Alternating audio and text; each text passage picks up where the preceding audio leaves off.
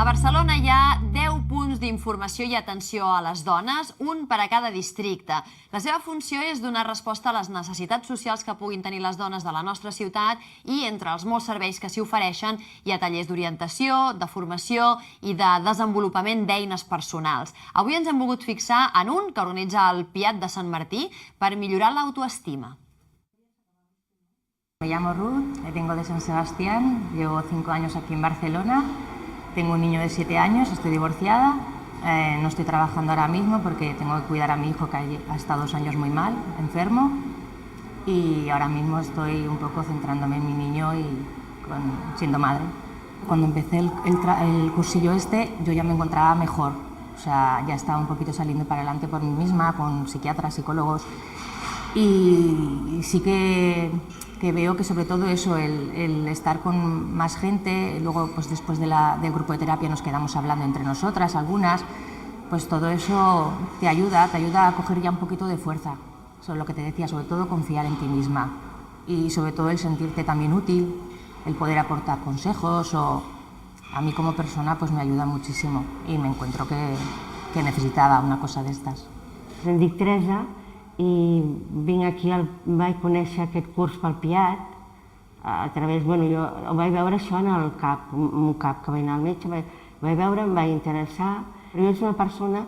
que no m'he valorat, vull dir, reconec que l'autoestima no n'he tingut per mi. Sempre he sigut l'última en tot, a l'hora de prendre decisions penso que no sé mai per on tirar perquè no estic forta, diríem, no em considero una persona amb un caràcter per decidir-me ja i penso que quan me decideixo que no ho he encertat. Jo voldria tindre una bona relació amb la meva família, els meus, que penso que a vegades se m'escapa, i tenir una bona relació amb les filles, el marit, el net, vull dir que a vegades penso que no tinc prou, no ho encerto, com si m'equivoqués en tot. Estem treballant l'autoestima, però a més, al ser diverses companyes, cada una expliquem el nostre cas i ens recolzem una amb l'altra, vull dir que aprens molt de les companyes mateix. Després la Mercè, la noia que ho porta, la psicòloga, ens explica tot molt bé. L'autoestima és un diàleg entre com tu et veus a tu mateix i com tu et valores a tu mateix, és a dir, el grau en què tu sents que ets una persona estimable i digna de ser feliç, i com tu et valores i també com l'entorn també t'ho fa veure tu. I seria el diàleg entre aquestes dues coses. I una mica és posar l'èmfasi en el que jo puc fer, perquè potser per als altres ja és una àrea més difícil de controlar i a vegades també posem molt m'han fet, m'han dit, i em costa més pensar què puc fer jo. I una mica, si busquem el control, busquem la seguretat i manegar les situacions de forma satisfactòria, hem de posar l'accent més cap a dintre i mirar quines habilitats tenc, quines coses sé fer. El fet de veure que no ets l'única persona que pensa o sent una determinada cosa ja treu bastant de pes. Potser la companya té un tema més avançat que no pas tu i al revés, sentir-te útil perquè tu aportes a la resta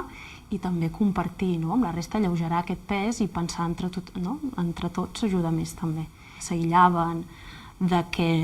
potser la gent les trucava i no contestaven la trucada d'un amic perquè l'altre no notés que no estaven d'humor i que estaven tristes, parlaven d'això, de que no es cuidaven amb el menjar, que menjaven a deshora, de que a vegades fins i tot no diferenciaven quasi ni entre la nit i el dia, és a dir, estaven en pijama tot el dia i era igual el que estigués passant a fora. El que tindrien en comú aquestes dones són que problemes familiars en tenim tothom, però són problemes que s'han escapat de les mans, que s'han fet grossos i que se senten incontrolables i que generen frustració, generen molt malestar i generen aquesta sensació de jo no puc